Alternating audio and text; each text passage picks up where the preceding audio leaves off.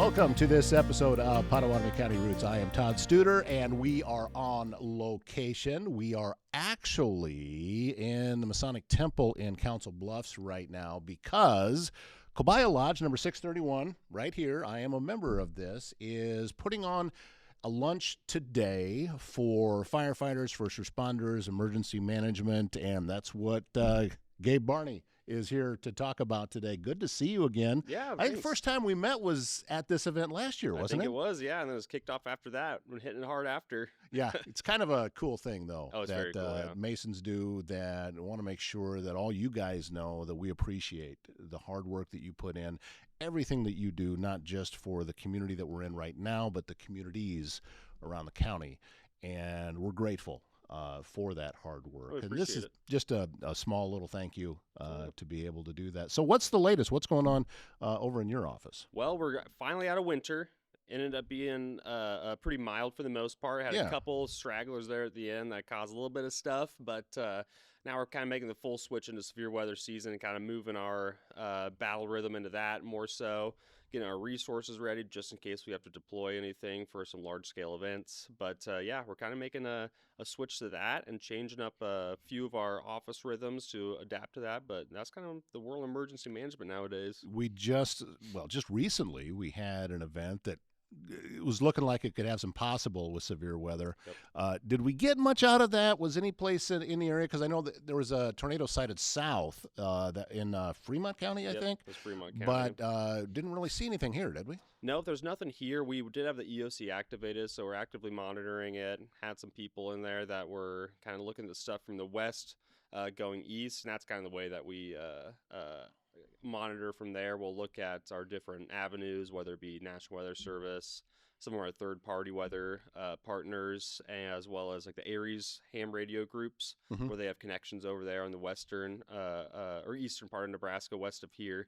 And they can kind of say, hey, this is what we're looking at, compare that with our news sources. So it's all data coming in and us interpreting it to see, like, okay, what are we actually looking at that could impact us here? So as it was coming in, we saw a lot of it was kind of going north. We kind of dodged that. Then once it was a really fast event. So it only took like 30 minutes, 40 minutes to get past wherever it was.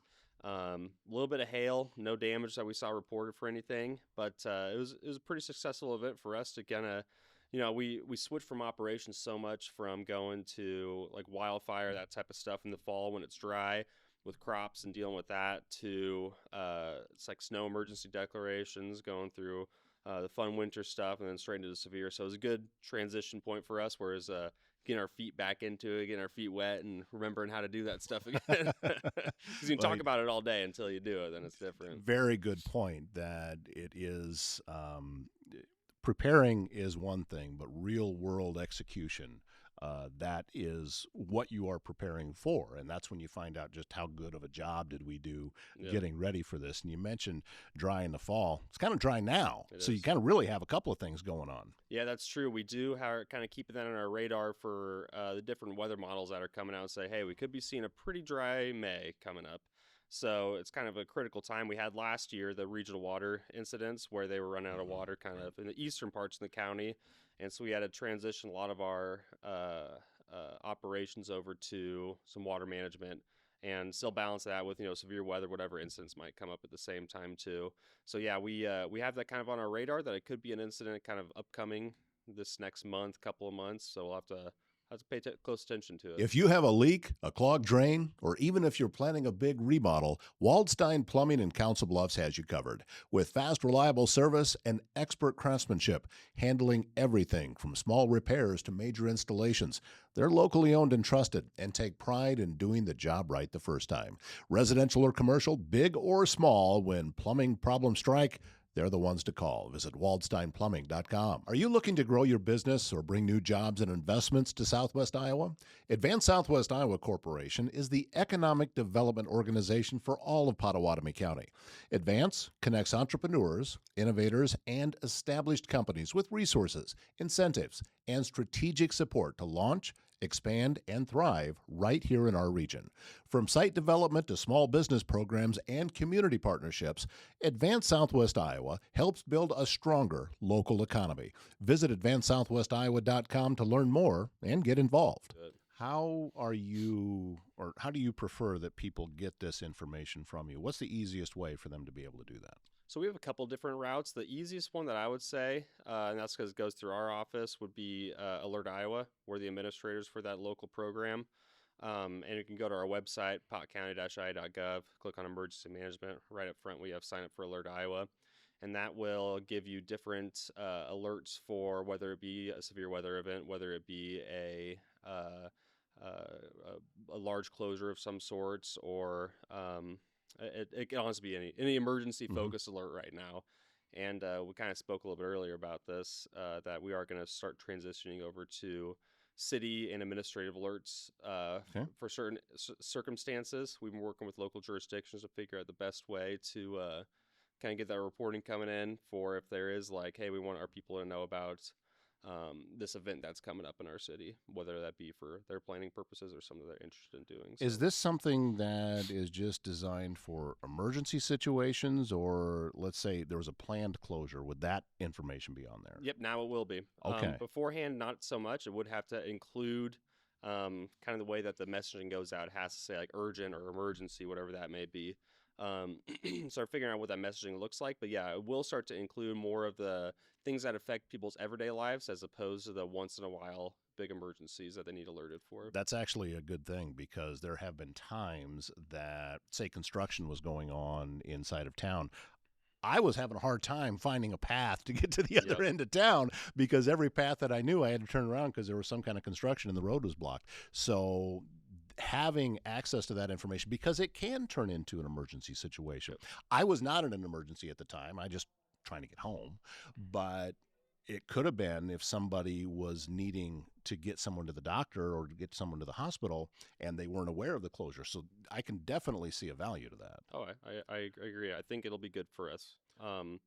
Another avenue I think people can see if they want to see like the actual daily operations in the county. We have one of our staff members, Ben Fichter. He is kind of a whiz at figuring out exactly what's going on in the county at this time, taking our different information sources, put into one like landing web page that's on our website as well too, and we can either send that out via email to you every day, a subscription thing, or you can just pop on our website and see what's going on. So that'll cover weather, any big events coming up, if there is any water shortage or water conservation orders in place, if there's boil orders, whatever it could be. So that's kind of a good, if you want to see like, if you want a good warm and fuzzy for what's going on in the county during the time, that's a good route to go as well. Well, and good on you for centralizing all of that information, because oftentimes we got to go here for this, we got to go here for that. But if you've got all that information right there, even if you're pulling from other sources, it's a big help. Yep. You know, it's able to shorten the amount of time that it takes us to get that information. On Pottawattamie County Roots, we explore the places that make our region home and the people who keep them connected. That is why we are proud to feature Marnie Elkhorn Communications, your local communications provider serving Marnie, Elkhorn, Walnut, Avoca, and other southwest Iowa towns with high-speed fiber internet, reliable phone service, and TV options built for rural living. With real local support and unlimited data plans, you get speeds up to 1 gig to work, stream, and stay in touch with family and neighbors. Visit metc.net to learn more and get connected today. At some point, it touches all of us. A hospital visit, a moment we didn't see coming. The Jenny Edmondson Foundation is there to make sure that care is ready when it matters most, and you can be a part of that. Spend a summer night at the Wheels of Courage car show, tee it up at the Spirit of Courage golf tournament, or stand with the community during Pink Out this fall. It all stays right here, helping local families and patients. Visit jehfoundation.org and be a part of it. How's you got followers on social media too? You put posts out there. Yep. I know you're pretty active with that. Yep, we do a couple social media campaigns each year. We just finished, I can't remember when I was on last. I think it was during Severe Weather Awareness Week, which is in March. Yeah. And we did a big social media push for different preparedness resources. It's still up on our page, so I suggest people checking it out if they look for any tips or tricks on still preparing for severe weather. It's still so prevalent now. We try to hit it before it starts, but like during it, a lot of times people plan a week out before things happen like that. So Yeah, we have a Facebook page, Twitter page. We suggest people follow, and so they can get timely information for that type of stuff. And we are still, I think it's been recent enough that we had such the extreme weather event a couple of years ago that it's still fresh in everybody's minds. But eventually that stuff just kind of moves into the past, and we're not as focused on it as we used to be. But again, it's not a question of if, it's when. Eventually, we don't know when.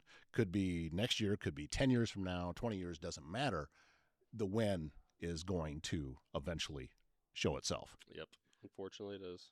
So, well, this is kind of cool. What is this? This has got a lot of great information that you brought over to me. Yeah, that's just a quick little brochure about what our agency does, some history of it, different operations that we have, some tips as well. So it's a quick little glimpse into our world for different stuff, and we have copies over available in our office and whatnot. We hand it out at different events that we'll go to for outreach. But yeah, I think it's a good glimpse into the emergency management world of the local side. Yeah, I see one of the things, I'm just kind of scanning down those 12 steps of preparedness here. One of them, have a kit. And we think about this with, like, if we're traveling and we know that it's wintertime, of having an emergency kit with us. But I think with here, what you're talking about is actually, this is a home kit. Yeah. Isn't it? 3-day supply of water and making sure that it's safely stored, kind of thing. And you've got food, you've got everything that you could possibly need, batteries.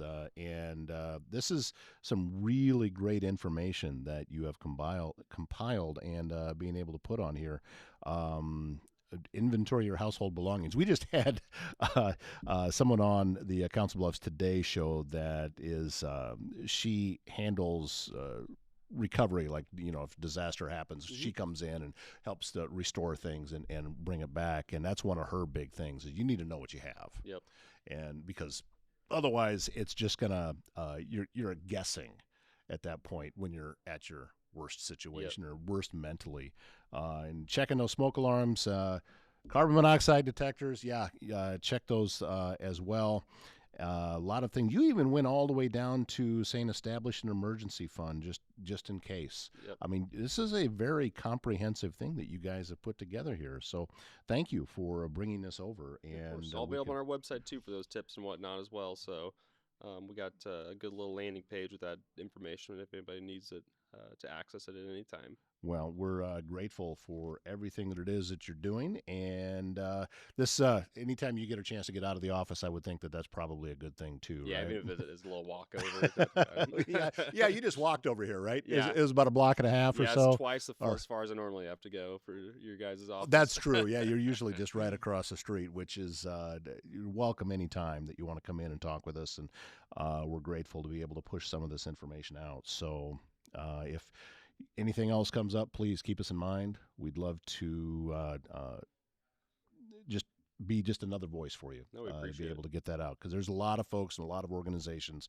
all have to work together in order to be able to make all of this work effectively. Right, so he is Gabe Barney, and he is with Pottawattamie County Emergency Management. Always grateful for your time, and always grateful for you for watching the program. If you look on whatever platform you're watching right now, you're going to see some buttons. One might say follow, it might say share, it might say like. All of those things help us be able to pass this information out that Gabe just gave to more people. It's how the algorithm works. So if you could do that, and the best part is it's completely free. It doesn't cost you anything to do it. And we would be forever in your debt. And matter of fact, come on in and tell us you did it. I'd love that too. So that's going to wrap up today's show. We're going to go find some burgers. My name's Todd Studer, and we'll see you again soon.